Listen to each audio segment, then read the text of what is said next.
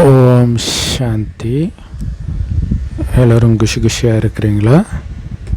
13/6/2026 சாக்கார முரளி பாப்தாதா சொல்கிறாங்க, இனிமையான குழந்தைகளே, உலகம் முழுவதிலும் விகாரங்களின் வெப்பத்தை தணித்து எல்லோரையும் குளிர்ச்சிப்படுத்துறதுக்காகத்தான் பாபா வந்திருக்கிறார். ஞான மழை தான் எல்லோரையும் குளிர்ச்சிப்படுத்துது. ஸோ ஞான மழை பொழியிற இந்திரன் சிவபாபா தான். அவங்க ஸ்தூல மழைக்கு கடவுளாக இந்திரனை சொல்லிட்டாங்க. ஸோ மழை பொழிந்தால் வெப்பம் தனியும். இங்கே தனியிற வெப்பம் விகாரத்தின் வெப்பம். கேள்வி: எந்த வெப்பம் உலகம் முழுவதையும் எரிச்சிட்டு இருக்குது? இப்போ காம விகாரத்தின் வெப்பம் தான் முழு உலகத்தையும் எரிச்சிட்டு இருக்குது இல்லையா? ஒரு ஆட்சி வந்துச்சுன்னா அங்கே மிகப்பெரிய குறையாக சொல்லப்படுறது பாலியல் குற்றத்தை தான் இல்லையா, மற்ற எல்லாத்தையும் விட. ஸோ எல்லோரும் காம அக்னியில் எரிஞ்சு கருப்பாகிட்டாங்க. 1969 முன்னாடியே பாபா இதை சொல்கிறார். ஸோ அப்போ பாலியல் குற்றங்களாக பெருசாக நடந்திருக்காது. பட் அப்போ போட்ட விதை தான் இன்றைக்கி பாலியல் குற்றங்களாக மாறுது. ஸோ எல்லாம் காம அக்னியில் எரிஞ்சு கருப்பாகிட்டாங்க. பாபா ஞான மழை மூலமாக அவங்கள குளிர்ச்சி ஆக்குறார். எப்படி மழை பொழியறதுனால பூமி குளிர்ச்சி அடையுதோ, அந்த மாதிரி இந்த ஞான மழையினால் 21 பிறவிக்கு ஆத்மா குளிர்ச்சி அடைஞ்சிடுது. எந்த விதமான விகார வெப்பமும் இருக்காது, ஸ்தூல வெப்பமும் இருக்காது. ஏன்னா தத்துவங்களும் சதோ பிரதானமாகிடுது. எதுவுமே சூடாக இருக்காது. பாருங்க, நாம் குளிர்ச்சி அடைகிறதுனால ஒட்டுமொத்த உலகமுமே குளிர்ச்சி அடையிறது. இன்றைக்கி குளிர்ச்சியாக இருக்கக்கூடிய பிரதேசங்களே ஹீட் ஆகிடுச்சுன்றாங்க. ஸோ அப்போ காம விகாரம் எப்படி ஸ்தூல வெப்பத்தை அதிகரிக்குதுன்றதையும் நம்மளால் உணர முடியுது. ஓம் சாந்தி. ஆன்மீக குழந்தைங்க, யாருடைய நினைவில் உட்காந்துட்டு இருக்கிறீங்க? கண்டிப்பாக உங்களுடைய ஆன்மீக தந்தையுடைய நினைவில் தான் உட்காந்துட்டு இருக்கிறீங்க. ஆத்மா தன்னுடைய பரமாத்மாவுடைய நினைவில் உட்காந்துட்டு இருக்குது. நமக்கு ஆன்மீக தந்தையே புத்துணர்வு அடைய வைக்கிறார், குளிர்ச்சி ஆக்கிறார் ஞான மழை பொழிந்து. ஏன்னா பாரதம் காமச்சிதையில் எரிஞ்சு சாம்பல் ஆயிடுச்சு. வெப்பத்தை தனியுங்கள்னு பாடுறாங்க இல்லை. சிவனுக்கு அவரு ஏதோ சூடாயிட்ட மாதிரி அவருக்கு தண்ணி ஊற்றிக்கிட்டே இருப்பாங்க. ஆக்சுவலாக காம வெப்பத்தினால நாம் தான் சூடாகி இருக்கிறோம். ஞான மழையின் மூலமாக குளிர்ச்சி அடையிறோம்.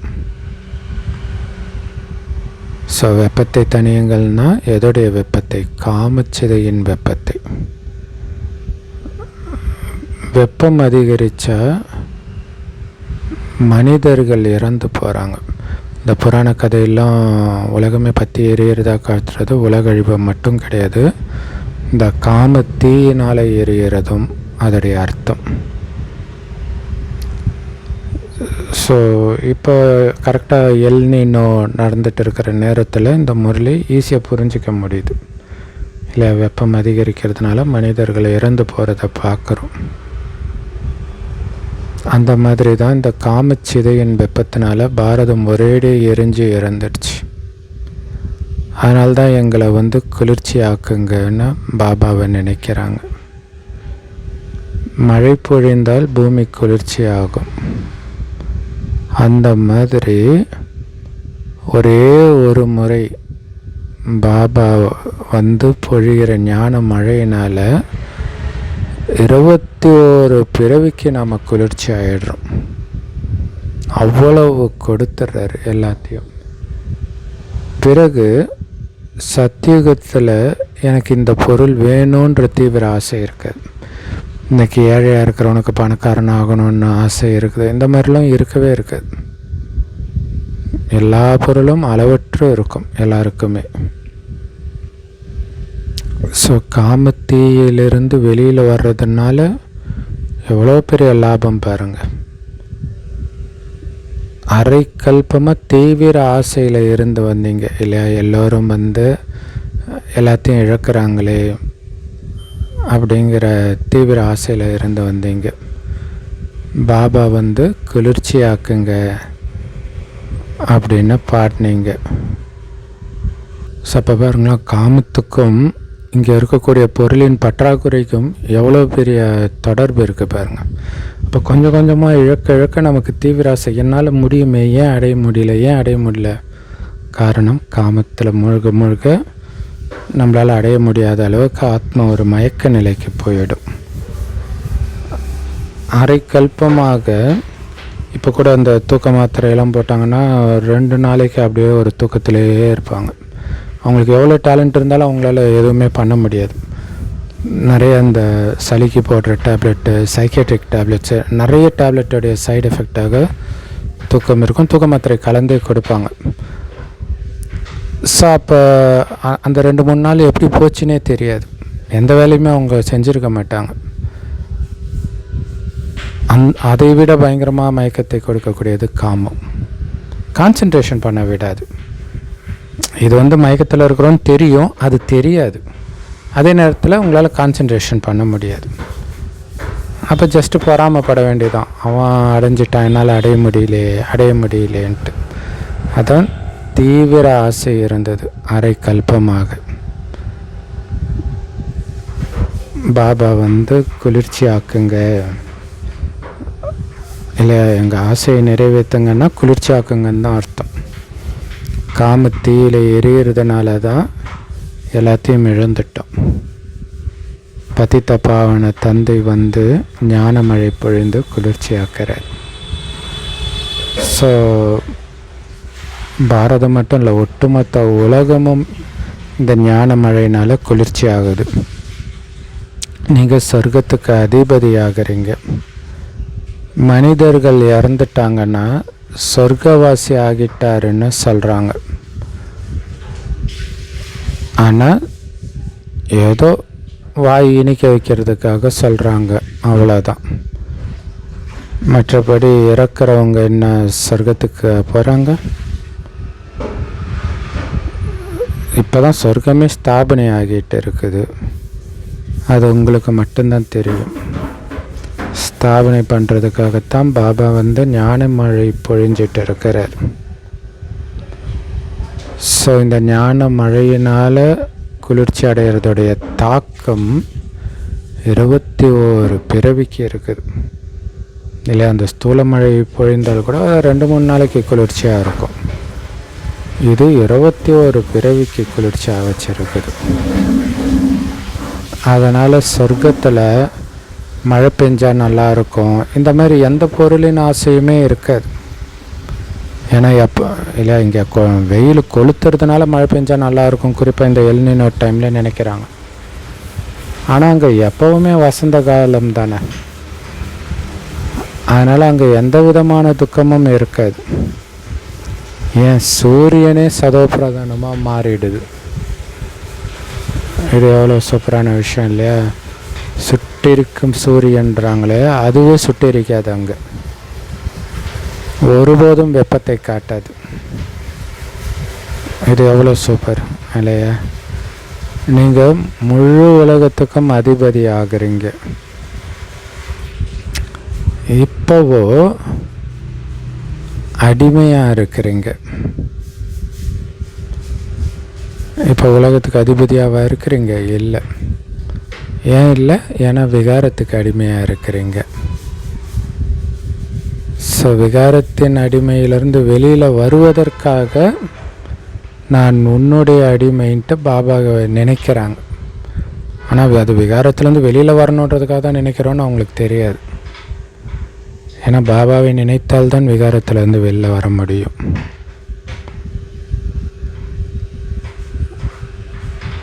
ஆனால் பாபா சொல்கிறாரு, உங்களுடைய சேவையில் நான் அடிமையாகி இருக்கிறேன்ற. இல்லை, நாம் விகாரத்துக்கு அடிமையாக இருக்கிறோம். இந்த விகாரத்திலேருந்து நம்மை மீட்கிற சேவையில் பாபா நமக்கு அடிமையாக இருக்கிற. இல்லை, எஜமானனை காப்பாற்ற வேண்டியது என்னுடைய கடமைன்ற மாதிரி வந்திருக்கிற. குழந்தைங்களுக்கு சேவை செய்கிறேன். ஸோ இதுக்காக அந்நிய தேசத்தில், ராவணனுடைய தேசத்தில், அழுக்கான தேசத்தில் வரேன், அழுக்கான உடம்பில் வரேன். இந்த அழுக்கான உலகத்தில் ஒருத்தர் கூட தூய்மையாக இருக்கவே முடியாது. ஏன் அவர் தூய்மையான உடம்புல வரலன்னு கேட்க முடியாது. இங்கே யார் தூய்மையாக இருக்கிற? சத்தியுகம்தான் தூய்மையானது. அங்கே எல்லாரும் தூய்மையாக இருப்பாங்க. கலியுகம்னாலே அழுக்கு நிரம்பிய உலகம். ஏன்னா எல்லாருமே இங்கே விகாரிகளாகத்தான் இருக்கிறாங்க. இந்த ஞானத்தை பாரதவாசிகள் தான் புரிஞ்சுக்கோங்க. பாரதவாசிகள்னு பாபா சொல்கிறது சத்தியுகம் திரேதாயுகத்தில் வாழ்ந்தவர்களை சொல்கிறார். அதிலும் குறிப்பாக யார் முழுசாக 84 பிறவி எடுக்கிறாங்களோ அவங்க தான் இந்த ஞானத்தை கேட்பாங்க. யார் சத்தியுகம் திரேதாயுகத்தில் வராங்களோ அவங்க தான் இப்போவும் இந்த ஞானத்தை எடுப்பதற்கு வரிசைக்கிரமமான முயற்சிக்கு ஏற்ப பிராமணர் ஆவாங்க. அதே மாதிரி தான் நீங்கள் இப்போ பிராமண வர்ணத்தில் வந்திருக்கிறீங்க.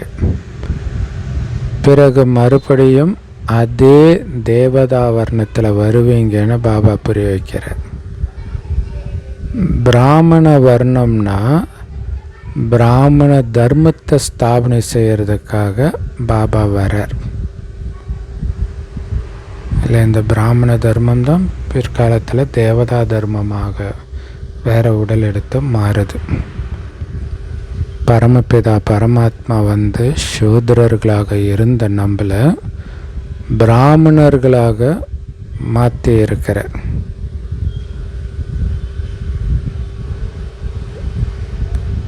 இது உங்களுடைய குட்டிக்கர்ண விளையாட்டு. ஸோ அதிலும் குறிப்பாக பாபா பிரம்மா மூலமாக மாத்திர சூத்ரன் பிராமணனாக. பிராமணனாலே அதுதான் அர்த்தம் இல்லையா? பிரம்மாவின் வாய்வழி வம்சத்தினர்னு அர்த்தம். ஸோ இது குட்டிக்கர்ண விளையாட்டுன்றார் இல்லையா? பிராமணனாகிறோம், தேவதையாகிறோம், சத்திரியனாகிறோம், வைஷ்யனாகிறோம், சூத்ரனாகிறோம், மறுபடியும் பிராமணனாகிறோம், தேவதையாகிறோம். ஸோ குட்டிக்காரனை அடிச்சுட்டே மறுபடியும் இது நடக்குது இல்லையா? குட்டிக்காரனை அடிக்கும்போது காலும் தலையும் ஒன்று சேர்ற மாதிரி சத்தியுகம்ன்றது தலை, கலியுகன்றது கால், ரெண்டும் சங்கமேகத்தில் ஒன்று சேர்ந்து மறுபடியும் சக்கரம் சுற்றுது. ஸோ இதை புரிஞ்சுக்கிறது ரொம்ப ஈஸி. இந்த சக்கரம் எப்படி சுற்றுதுன்றது உங்களுக்கு தெரியும். விராட ரூபத்தில் பிராமணர்களுடைய குடுமையையும் மறந்துட்டாங்க, சிவபாபாவையும் மறந்துட்டாங்க. விராட ரூபன்றது விஷ்ணு பெருசாக இருப்பார். அவருடைய தலை ஃபுல்லாக தேவதைகளுடைய முகமும், நெஞ்சு ஃபுல்லாக சத்திரியர்களுடைய முகமும், வயிறு ஃபுல்லாக வைஷ்யர்களுடைய முகமும், கால் ஃபுல்லாக சூத்திரர்களுடைய முகமும் இருக்கும். ஆனால் பிராமணர்கள் தலைக்கு மேலே என்ன இருக்கும்? உச்சி கொடுமை இருக்கும் இல்லையா? அவர்களை காட்டலை. அந்த பிராமணர்களுக்கும் மேலே யார்? அவர்களை உருவாக்கிய சிவபாபா. இவங்க 2 பேரையும் காட்டாமல் விட்டுட்டாங்க. ஆனால் தேவதை, சத்திரியர், வைஷ்ய, சூத்ரன், மறுபடியும் சூத்ரன் தேவதை இப்படி சொல்கிறாங்க. அப்படி தானே புரிஞ்சுக்கிறாங்க. கலியுகத்துக்கு அப்புறம் சத்தியுகம் வருதுன்னு சொல்கிறாங்க. நடுவில் வர சங்கமயுகம் பற்றி அவங்களுக்கு தெரியாது. அதனால தான் பாபா சொல்கிறார், நாம் அவங்கள மாதிரி அப்போ கலியுகத்துலேருந்து சத்தியம் வருதுன்னா என்ன அர்த்தம்? சூத்ரன்லேருந்து டேரெக்டாக தேவதை ஆகிறாங்கன்னு அர்த்தம். இப்போ பிராமணர் எங்கே போனாங்க? பிராமணர் ஆகாமல் எப்படி தேவதை ஆக முடியும்? ஏன்னா பிராமணர் ஆகும்போது தான் தேவதை ஆகிறதுக்கான ஞானம் கிடைக்கும். பிராமண தேவதாய நமகன்னு பாடுறாங்க. அப்போ பிரஜாபிதா பிரம்மாவின் வம்சாவளின்னு அர்த்தம் பிராமணர்கள்னால். இப்போ பிரஜாபிதா பிரம்மாவின் வம்சாவளின்னு பாடுறாங்க. பிரஜாபிதா பிரம்மாவுடைய பேர் ரொம்ப ஃபேமஸாக இருக்குது. சித்திரங்களில் கூட எவ்வளோ தப்பு பண்ணிட்டாங்க. பிரஜாபிதா பிரம்மாவுடைய வாரிசுகளுடைய பேரடையாளம் கூட இல்லாமல் பண்ணிட்டாங்க. அதாவது பிராமணர்களுடைய அடையாளம் இல்லாமல் பண்ணிட்டாங்க.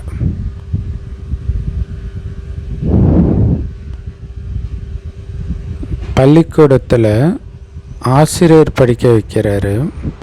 இது ரொம்ப சூப்பரில். பிரம்மான்ற பேர் சூப்பர், எல்லாருக்கும் தெரியும். பிரம்மன் தலையெழுத்து, பிரம்மா படைத்தார், இவ்வளவும் சொல்கிறாங்க. அவருடைய படைப்பை பற்றி பேசாமல் விட்டுட்டாங்க.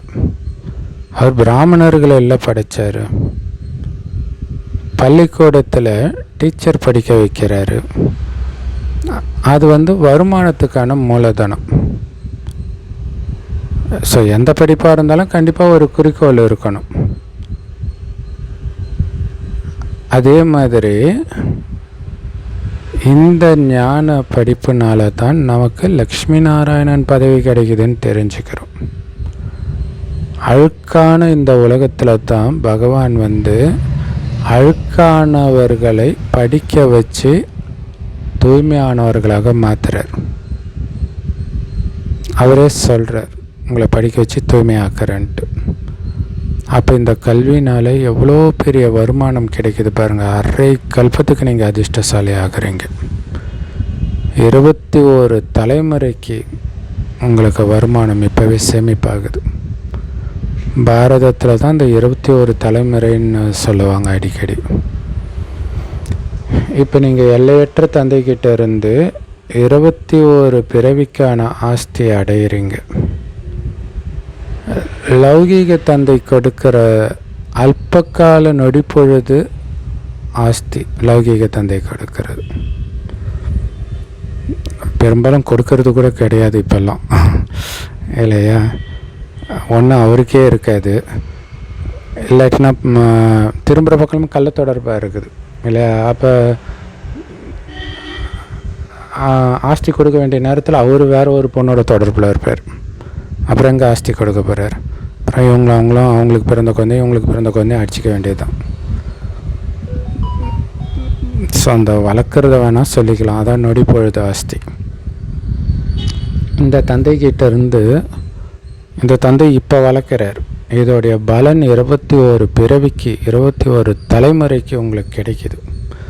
என்ன மாதிரி ஆஸ்தி? துக்கமடையாத அளவு ஆஸ்தி. எந்த விதமான துக்கமும் கிடையாது. டேக்ஸ் கட்ட தேவையில்லை, நோய் வராது, திடீர் மரணம் வராது, அதிர்ந்து பேச மாட்டாங்க யாரும். அவ்வளோ சுகமே சுகம். வசந்த காலம். பாரதத்தில் தான் எல்லையற்ற சுகம் இருக்குது. அப்படின்னு என்ன அர்த்தம்? பாரதம்னு சொன்னாலே பாபா சத்தியுகத்தை தான் சொல்கிறார். இந்த ஞானம் வேறு யாருடைய புத்தியிலும் இல்லை. இந்த ஞானத்தை கொடுக்கக்கூடிய பாபாவுக்கு இந்த ஞானம் தெரியும். அடுத்தது அவர் யாருக்கு இதை கொடுக்குறாரோ அவங்களுக்கு தெரியும். அப்படின்னு என்ன அர்த்தம்? பாபாவுக்கும் நமக்கும் மட்டும்தான் இந்த ஞானம் தெரியும்னா இது எவ்வளோ பெரிய ரகசியம். அதை நினைத்து நமக்கு எவ்வளோ சந்தோஷம் இருக்கணும். வேறு யாருக்குமே தெரியாது. கோயிலே கதின்னு இருப்பாங்க, சர்ச்சே கதின்னு இருப்பாங்க, மசூதியே கதின்னு இருப்பாங்க, ஆனால் எதுவுமே தெரியாது அவங்களுக்கு. கிரந்தத்தில் கூட பாபாவுடைய மகிமை ஓங்காரமானவர், நிராகாரர், அகங்காரமற்றவர் அப்படின்னு இருக்குது. ஆனால் அதோடைய உண்மையான அர்த்தமும் உங்களுக்கு தான் தெரியும். அதுவும் இப்போ மட்டும்தான் தெரியும். அவங்க ஜஸ்ட்டு நிராகங்காரின்னு பாடிடுறாங்க. ஓங்காரி ஆங்காரியன்னு பாட்டு பாடுறாங்களே, அவங்களுக்கு தெரியுமா அதுக்கு என்ன அர்த்தம்ன்ட்டு?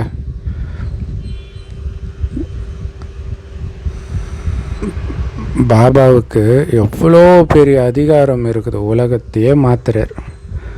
ஆனாலும் அவருக்கு எந்த விதமான அகங்காரமும் கிடையாது. ஆனால் இங்கே பாருங்க, எவ்வளோ சின்ன பதவியில் இருந்தாலும் எவ்வளோ அகங்காரம் இருக்குது. அது அல்பகால பதவியின் அகங்காரம். நான் இன்னார் அப்படின்ட்டு, நான் டாக்டர், நான் இன்ஜினியர், நான் மினிஸ்டர், எம்எல்ஏ அப்படி இப்படின்ட்டு. இப்போ உங்களுக்கு இந்த ஆன்மீக படிப்பின் பெருமிதம் இருக்குது. ஆத்ம உணர்வுடையவராக எப்போ ஆகுறீங்களோ அப்போ தான் உங்களால் அப்பாவை நினைக்க முடியும். ஏன்னா ஒரு ஆத்மாவுக்கு தான் அப்பா. ஆத்மான்னு உணர்ந்தால் உங்களுடைய அப்பா ஞாபகம் வந்துடும். இல்லை, இப்போ ஒரு பொண்ணுக்கு தான் பொண்ணுன்னு நினைத்தால் கணவன் ஞாபகம் வந்துடும். ஆனால் ஆத்மா நினைத்தால் ஆத்மாவின் கணவன் பாபா தான் ஞாபகம் வருவார். ஸோ அதனால தான் ஆத்மான்னு உணருங்க. ஆத்மான்றது மைண்டில் இருந்தாலே போதும், மற்ற எல்லாமே மைண்டில் ஓடிக்கிட்டே தான் இருக்கும். ஸோ ஆத்மான்றதை மறந்தீங்கன்னா பாபாவை நினைக்க மாட்டீங்க. அப்போ மாயாவின் குண்டு பாயுது உங்கள் நெஞ்சில், பாபாவோட தொடர்பு துண்டிக்கப்படுறதுனால. அப்போ வாடி போயிடுறாங்க, இல்லை அழ வச்சுட்டு போயிடுவான் மாயா. இதுக்கு பதிலாக என்ன ஆனாலும் பரவாயில்ல, பாபாவை நினைக்கிறத நான் விடவே மாட்டேன்னு கெட்டியாக மார்கண்டேயன் மாதிரி பிடிச்சிக்கிட்டீங்கன்னு வச்சுக்கோங்களேன், உங்களுடைய மகிழ்ச்சியின் அளவு அதிகரிச்சுக்கிட்டே இருக்கும். சிலர் பெரிய பெரிய எக்ஸாம், யூபிஎஸ்சி, ஐஏஎஸ் இந்த மாதிரி எக்ஸாமில் பாஸ் ஆகுறாங்க அப்படின்னா, நீட்டு, ஜேஇ, அப்போ அவங்களுக்கு அவ்வளோ குஷி ஆகுது. அப்படி இருக்கும்போது உலகத்திலேயே உயர்ந்த படிப்பு நம்ம படிக்கிறது தான். இதுக்கு மேலே எந்த படிப்பும் கிடையாது. அப்போ நம்ம எவ்வளோ குஷி ஆகணும். ஏன்னா அவங்க நினச்சிக்கிறாங்க அந்த படிப்பு தான் இருக்கிறதுலே உயர்ந்தது, இதுக்கு மேலே எதுவும் இல்லைன்ட்டு. ஆனால் பாபா சொல்கிறாரு, நம்ம படிப்பை காட்டிலும் உயர்ந்தது வேறு எந்த படிப்பும் இல்லைன்னு உங்களுக்கு தான் தெரியும். ஸோ கண்டிப்பாக லக்ஷ்மி நாராயணன் அதற்கு முன் ஜென்மத்தில் இந்த படிப்பை தான் படிச்சிருப்பாங்க, ராஜயோகத்தை படிச்சிருக்கிறாங்க. அதனால தான் மகாராஜா மகாராணி ஆகியிருக்கிறாங்க. ராஜயோகம் பழமையானது.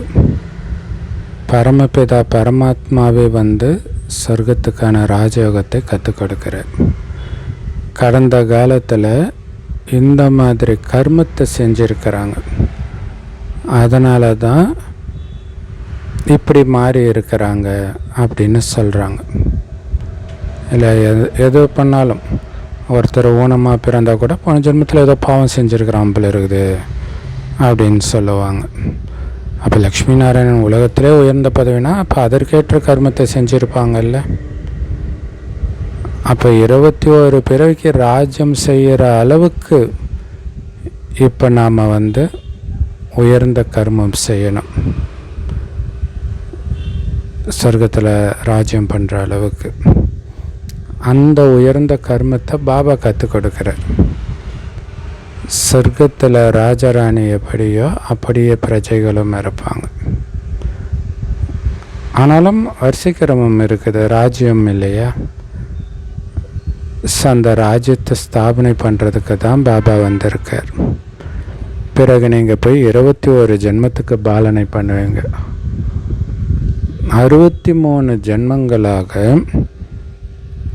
துக்கத்தை தான் அனுபவிச்சிங்க.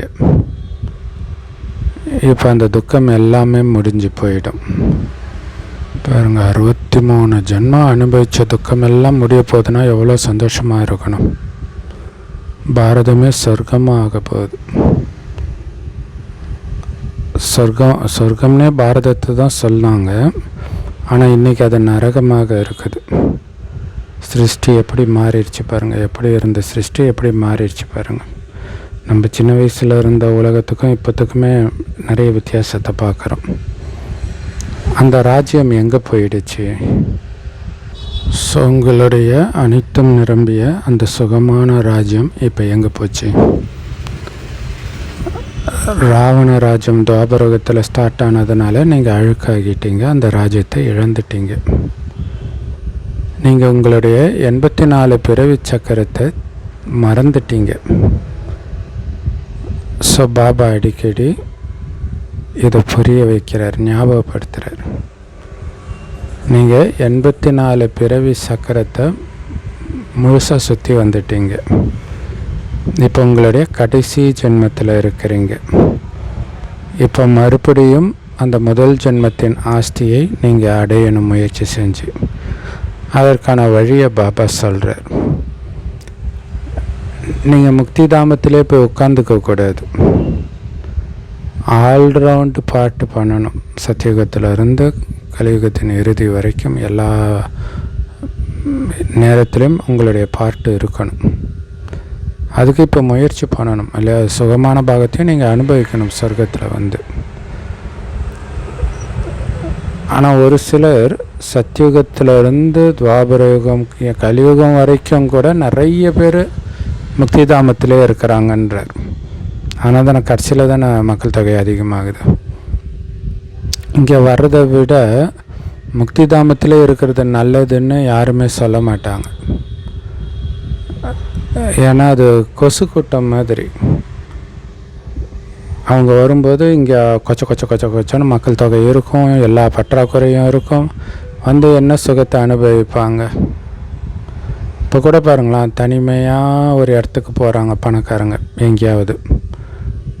அப்போ அந்த கூட்டம் இல்லாத இடத்த அவங்க விரும்புகிறாங்க. ஆனால் உலகமே அப்படி இருந்துச்சு ஒரு காலத்தில், சொர்க்கமாக இருந்துச்சுன்னா அவங்களுக்கு தெரியலை. ஸோ மற்றபடி அந்த கடைசி ஒரு பிறவி 2 பிறவி மட்டும் எடுக்கிறவங்க கொசு கூட்டம் மாதிரி வந்தாங்க போனாங்க, அப்படி ஆயிடுச்சு.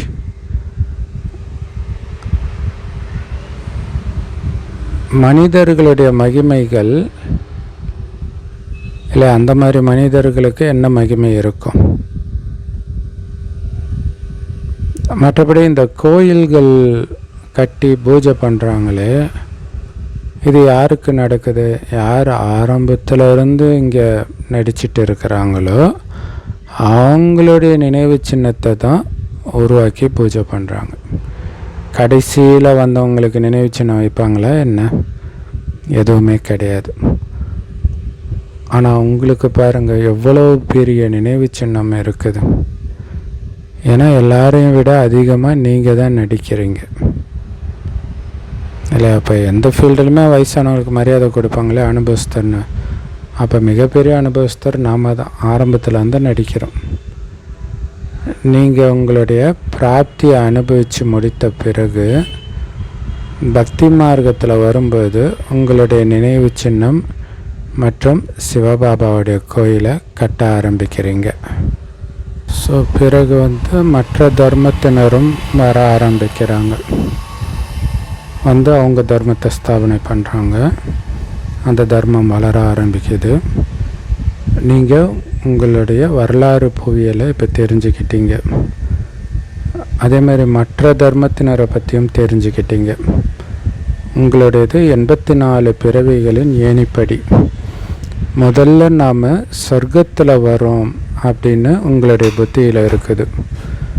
ஒவ்வொரு பிறவியிலும் வெவ்வேறு பேரரூபம் உடையவர்கள் நண்பர் உறவினராக கிடைச்சாங்க.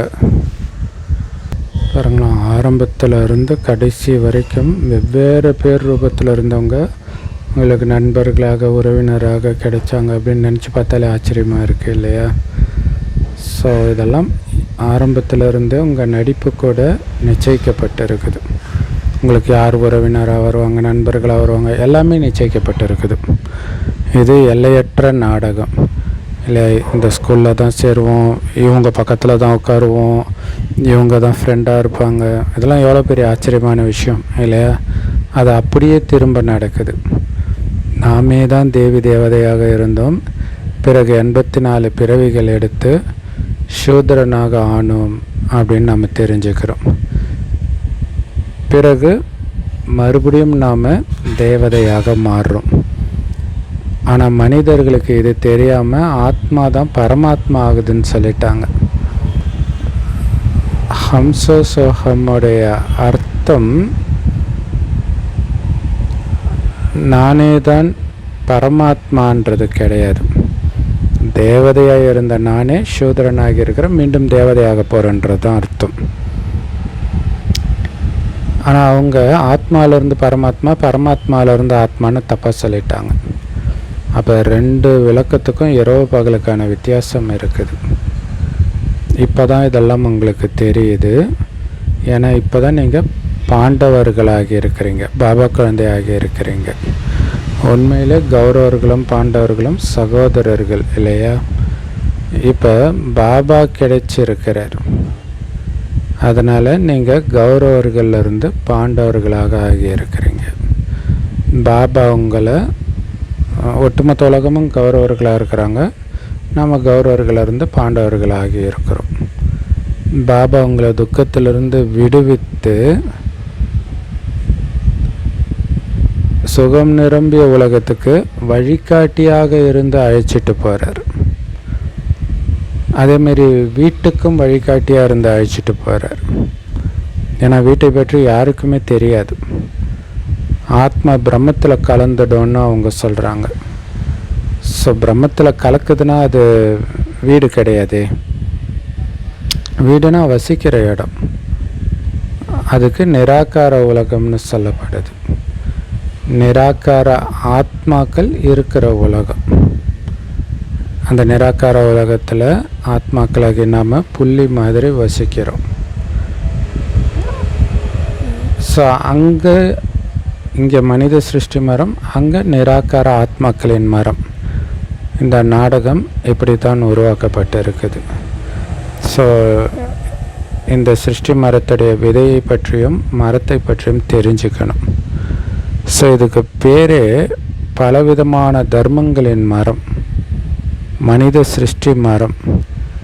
இதோடைய விதை வடிவமாக பாபா இருக்கிறார். எவ்வளவு வகைகளான கிளைகளும் இலைகளும் இருக்குது. ஒவ்வொரு தர்மத்தினரின் தோற்றமும் தனித்தனியாக இருக்குது. பிறகு இங்கே கூட ஒருத்தருடைய முகம் இன்னொருத்தரை மாதிரி இருக்கிறது கிடையாது. ஒரே தர்மத்தில் கூட நாடகம் எவ்வளோ அற்புதமாக உருவாக்கப்பட்டிருக்குமோ, தோற்றமும் ஒரே மாதிரி இருக்காது, நடிப்பும் ஒரே மாதிரி இருக்காது. கல்ப விருட்சத்துடைய ஆயுள் 5000 வருஷம். பாபா தான் இதை புரிய வைக்கிறார். ஸோ மனிதர்கள் எல்லாம் நடிகர்கள், நடிக்கிறதுக்காக தான் இங்கே வராங்க. இந்த பூமியே நாடக மேடை. வெளிச்சம் தர்றதுக்கான விளக்குகள் தான் இந்த சூரியனும் சந்திரனும். அது ஒன்றும் தேவதை கிடையாது. ஆனால் உங்களுக்கு ஒளி கொடுக்குற சேவை செய்யுது, அதனால் தேவதைன்றாங்க. உண்மையிலே தேவதைகள் யாரும் சேவை செய்கிறது கிடையாது. குழந்தைகளாகிய நீங்கள் தான் சேவை செய்கிறீங்க. பாபாவும் சேவை செய்கிறார், உங்களை கீழ்ப்படிந்த வேலைக்காரனாக இருக்கிறார். குழந்தைங்க துக்கப்படுறாங்கன்னா அப்பாவுக்கு இரக்கம் வரும் இல்லையா? ஸோ அதனால் குழந்தைங்களே இதனால தான் துக்கம் படுறீங்க அப்படின்னு புரிய வைக்கிறதுக்காக பாபா வந்திருக்கிறார். குழந்தைகளாக உங்களை மீண்டும் தேவதை பதவியை அடைய வைக்கிறதுக்காக நான் வரேன். ஏறும் கலை இறங்கும் கலை ஒவ்வொரு பொருளுக்கும் ஏற்படுது இல்லையா? நாம் மேலேருந்து இறங்கி வந்துட்டோம், இப்போ மறுபடியும் ஏறணும். பழைய உலகம் ரொம்ப ரொம்ப அழுக்கானது, புது உலகம் அப்படியே ஆப்போசிட், ரொம்ப ரொம்ப தூய்மையானது. ஸோ ஒவ்வொரு பொருளுமே புதுசுலேருந்து பழசு ஆகி தான் தரணும். அப்படியே இருக்காது, குழந்தையாகவே இருக்காது இல்லையா? அதே மாதிரி இந்த உடம்பும் இப்போ அழுக்காயிடுச்சு அப்படின்னு ஆத்மா சொல்லுது. ஆத்மாவும் அழுக்காக தான் இருக்குது. ஆனால் சத்தியுகத்தில் ஆத்மாவும் உயர்ந்ததாக, சரீரமும் உயர்ந்ததாக இருக்கும், மிக உயர்ந்ததாக. ஸோ அதனால் இதை நினச்சி நீங்கள் குழப்பிக்க தேவையில்லை.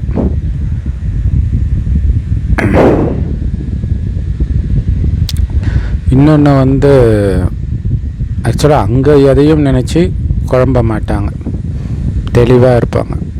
ஏன்னா ஆத்மா அதோடைய ஹையஸ்ட் ஸ்டேஜில் இருக்குது. இப்போ தான் இந்த ஞானம் ஆத்மாவுக்கு கிடைக்கிது.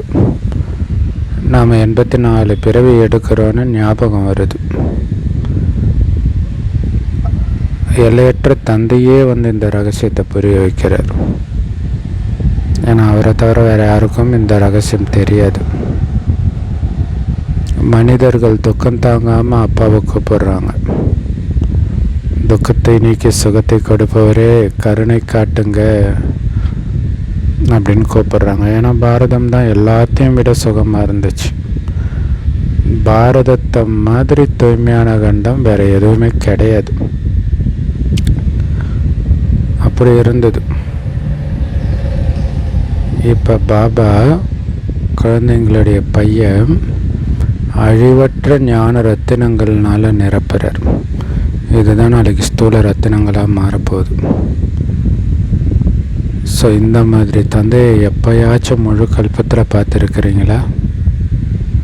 21 பிறவிக்கு தேவையான ஆஸ்தியை நிரப்புறார் ஞானத்தின் மூலமாக. குழந்தைகளே, நான் உங்களுக்காகவே வைகுண்டன்ற பரிசை கொண்டு வந்திருக்கிறேன்னு சொல்கிறார். நீங்கள் சொர்க்கவாசியாக இருந்தீங்க, இப்போ அழுக்கான நரகவாசி ஆகிட்டீங்க.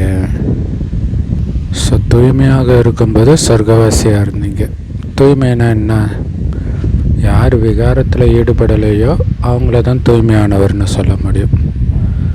சத்தியுகத்தில் சம்பூர்ண நிர்விகாரியாக தூய்மையானவராக இருந்தீங்க. ஆனால் இன்றைக்கி சம்பூர்ண விகாரியாக அழுக்காக இருக்கிறீங்க. ஆனால் நீங்களும் ஒரு காலத்தில் சம்பூர்ண நிர்விகாரியாகத்தான் இருந்தீங்க அப்படின்னு பாபா சொல்கிறார். இப்போ தான் சம்பூர்ண விகாரி ஆகிட்டீங்க. இப்போ மறுபடியும் நீங்கள் சம்பூர்ண நிர்விகாரி ஆகணும். ஆகி தேவதை பதவியை பாபா நினைவின் மூலமாக அடையணும். பாபா நினைவின் மூலமாக தூய்மையாகணும், நிர்விகாரி ஆகணும். அதன் மூலமாக உயர்ந்த பதவியை அடையணும். ஸோ மன்மனாபவன்ற அந்த ஒரு வார்த்தைக்குள்ளே இவ்வளோ அர்த்தம் அடங்கி இருக்கு. என் ஒருவனை நினைவு செய்யுங்க. எதுக்கு நினைவு செய்யணும்? விகாரத்தை வென்று நிர்விகாரி ஆகிறதுக்கு. எதுக்கு நிர்விகாரி ஆகணும்? அப்போ தான் சொர்க்கத்தில் உயர்ந்த பதவியை அடைய முடியும். நல்லா இருக்குல்ல இந்த வார்த்தை, மன்மனாபவன்ற வார்த்தை. பாபா சொல்கிறாங்க, தந்தையாகிய என்ன நீங்கள் நினச்சிங்கன்னா அழுக்கில் இருந்து தூய்மை ஆகிடுவீங்க. ஏன்னா நான் தான் சர்வசக்திவான் இல்லையா? என்னை நினைங்க. நினைவு தான் யோக அக்னின்னு சொல்லப்படுது. இதனால் உங்களுடைய பாவம் எரிஞ்சு போயிடும். நீங்கள் தூய்மை ஆகிடுவீங்க அப்படின்னு பாபா சொல்கிறார். இல்லை, அவரை நினைக்க நினைக்க விகாரம் எரியுது. அதனால்தான் அந்த நினைவை யோக அக்னி, யோக நெருப்புன்னு பாபா சொல்கிறார். அந்த நினைவு அதாவது இந்த குப்பையெல்லாம் கொளுத்துறவங்களுக்கு தெரியும். நிறைய கூட்டி கொளுத்துறாங்கன்னா அது ஃபுல்லாக அந்த இடத்தையே சாம்பலாக்குற வரைக்கும் விடாது. அது சில சமயம் அணைஞ்ச மாதிரியே இருக்கும், ஆனால் உள்ளுக்குள்ளேயே அது இருக்கும் நெருப்பு. காத்திரிச்சா கப்புன்னு பற்றிக்க ஆரம்பிக்கும். ஸோ அதனால் கடைசியில் எரிஞ்சதுக்கப்புறம் அது மாதிரி ஏதாவது அப்படி பறந்து ஃபயர் ஆக்சிடெண்ட் ஆகிடும்ன்ட்டு நிறைய தண்ணி ஊற்றுவாங்க. அந்த மாதிரி நம்ம யோக அக்னி எரியுதா? கொஞ்சம் கூட அங்கே பாவமே இல்லாத அளவுக்கு எரிக்கிற அளவுக்கு யோக அக்னி எரியுதா? ஏன்னா அப்போ தான் உங்கள் பாவம் எரியும், தூய்மையாவீங்க. நல்லது. அற்புதமான முரளி கொடுத்த அன்பான தாய் தந்தை பாப்தாதாவுக்கு அன்பு நினைவுகள் மற்றும் காலை வணக்கம். பாபா சொல்கிறாங்க, இந்த ஆன்மீக கல்வியின் பெருமிதத்தில் இருக்கணும். பாபாவுக்கு சமமாக நிரகங்காரி ஆகணும் இல்லையா? பாபாவுக்கு அவ்வளோ அதிகாரம் இருந்தும் கொஞ்சம் கூட அகங்காரம் இல்லாமல் இருக்கார் இல்லையா? அந்த மாதிரி நம்ம இருக்கணும். அதான் பாபாவுக்கு சமமான நிலை. பதவி போன்றவற்றின் அகங்காரமே இருக்கக்கூடாது இல்லை? அந்த பதவி வந்துட்டாலே அகங்காரம் வந்துடும் இல்லையா? அது இருக்கக்கூடாது. உங்களுடைய புத்தின்ற பைய ஞான ரத்தினங்கள்னால நிரப்பிக்கணும். சம்பூர்ண நிர்விகாரியாகி தேவதை பதவி அடையணும். நம்மளால் அப்படி ஆக முடியுமா அப்படின்னு ஒருபோதும் வாடி போகக்கூடாது. வரதானம் ஸ்தூலம் மற்றும் சூக்ஷ்மம் இந்த 2 விதத்துலேயுமே எப்போவுமே உங்களை பிஸியாக வச்சிருக்கும் மாயை வென்ற வெற்றியாளர் ஆகுங்கள். அதுக்கு விளக்கம், உங்களை ஒரு சேவாதாரின்னு புரிஞ்சுக்கோங்க. அந்த சேவையை விருப்பத்தோடு உற்சாகத்தோடு பண்ணணும். அப்படி உற்சாகத்தோடு அந்த சேவையில் எப்போவுமே நீங்கள் பிஸியாக இருந்தீங்கன்னா மாயாவுக்கு வர்றதுக்கு வாய்ப்பே கிடைக்காது இல்லையா? ஸோ சேவைன்றது எண்ணம், சொல், செயல் 3 விதத்திலும், அதான் சூக்ஷ்மத்திலும் ஸ்தூலத்திலும். சேவையில் எப்போவுமே பிஸியாக இருந்தால் மாயா எப்படி வரும்?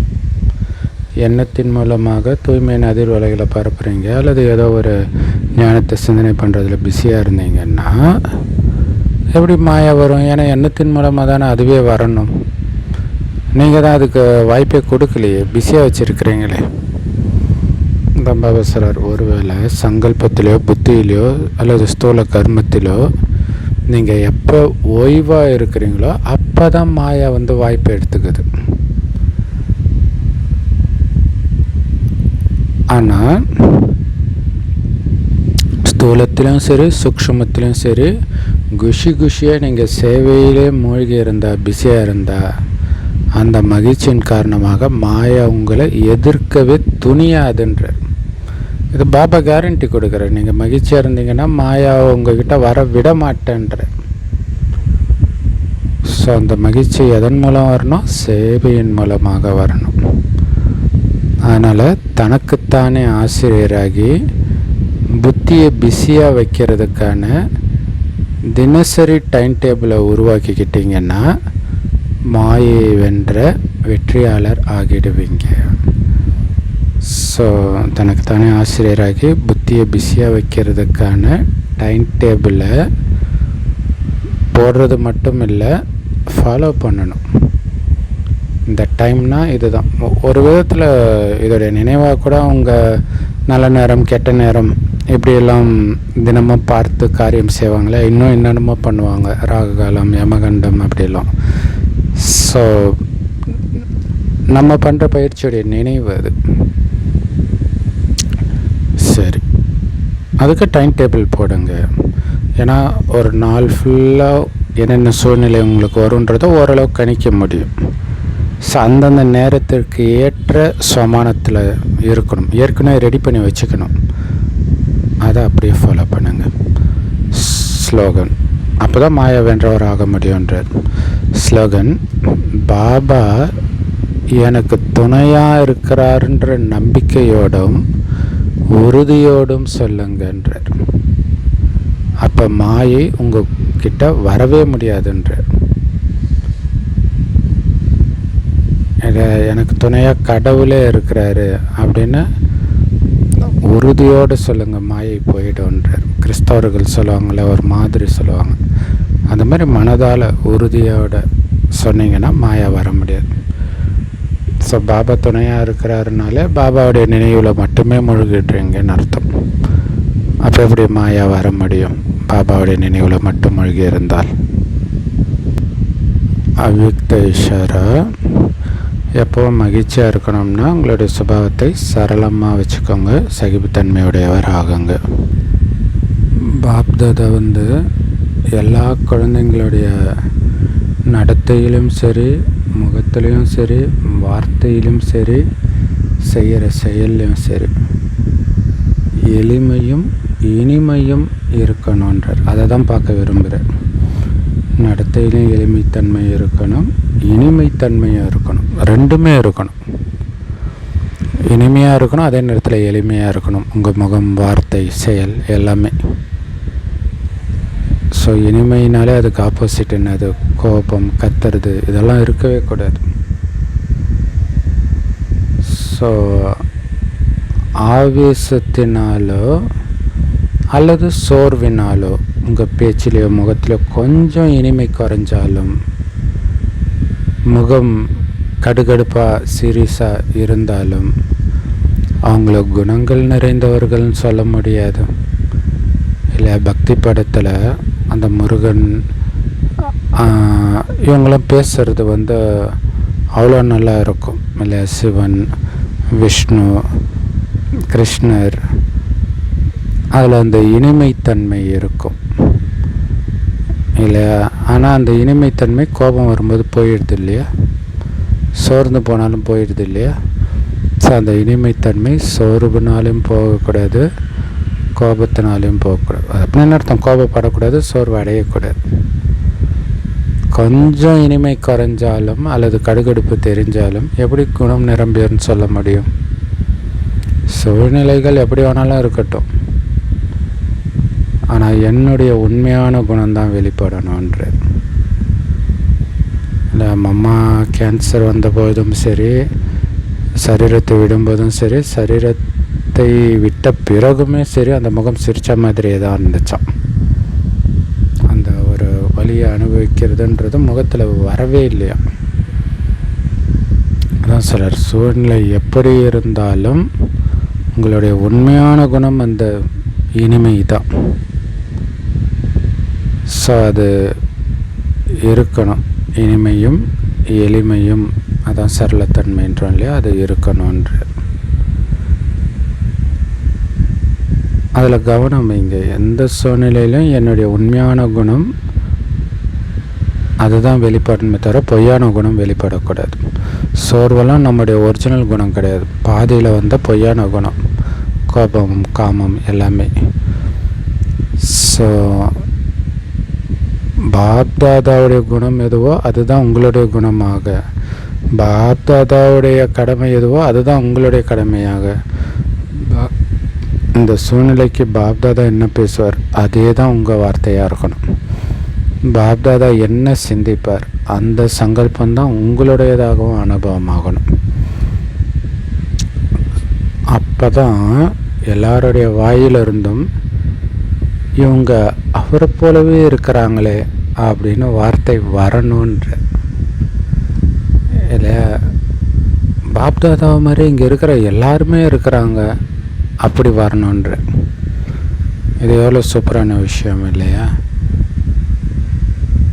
ஆக்சுவலாக ஏதோ ஒரு பேட்டி பார்க்கும்போது வேறு யாரோ ஒருத்தர் பேசின அதே சாயல்லே ஒருத்தர் பேசினார். ஒன்றுமே புரியல, அவரே தான் இவரா அப்படின்ட்டு. அதேமாதிரி ஈஷா யோகாவில் போனீங்கன்னா அந்த கிளாஸ் எடுக்கிறவங்க அப்படியே அந்த ஜக்கி வாசுதேவ் எப்படி பேசுவாரோ அதே மாதிரி பேசுவாங்க. அவர் அந்த மூச்சு விடுறது கூட அது ஒரு மாதிரி பண்ணுவார்.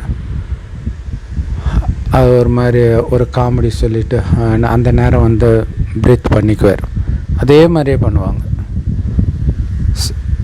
ஸோ அது இமிட்டேட் பண்ணுறது. ஆனால் இங்கே குணமே அப்படி இருக்கணும், உங்களுடைய முகமே அப்படி இருக்கணும். அவரோட கடமை தான் உங்களுடைய கடமை, அவரோட வார்த்தை தான் உங்களுடைய வார்த்தை, அவருடைய சங்கல்பம் தான் உங்களுடைய சங்கல்பம். உங்களை பார்த்தா அவரை தான் தெரியணும், அப்படி இருக்கணும். இப்போ பாபாவுடைய முகம் பார்த்தா எப்படி இருக்கும் இல்லையா? தாதி சோர்வாக உட்காருவாங்க உடம்பு சரியில்லாதப்ப. அப்படி பாபா வந்த உடனே 1000 வாட்ஸ் பல்பு எரிஞ்ச மாதிரி இருக்கும் இல்லையா? அவ்வளோ சோர்வான உடல் இருக்கும்போது, அவ்வளோ சீரியஸாக இருக்கும்போது. ஸோ அந்த மாதிரி நாம் இருக்கணுன்றார் பாபா. ஓம் சாந்தி. Love you Bap Dada. Thank you Bap Dada. குஷியாக இருங்க, குளிர்ச்சியாக இருங்க. செம்ம பவர்ஃபுல்லான வரதானம். பிஸியாக இருந்தால் மாயை உங்கள் முன்னாடி வர முடியாது. எனக்கு துணையாக பாபா இருக்கிறாருன்னு உறுதியோடு சொல்லுங்கள். அப்பயும் மாயா உங்ககிட்ட வர முடியாது. என்ன ஆனாலும் உங்களுடைய பேச்சில், முகத்தில் இனிமைத்தன்மையும் எளிமைத்தன்மையும் இருக்கணும், குறையவே கூடாது. பவர்ஃபுல்லான வரதானம் Vighneshwar slogan. Love you Bap Dada. Thank you Bap Dada. குஷியாக இருங்க, குளிர்ச்சியாக இருங்க.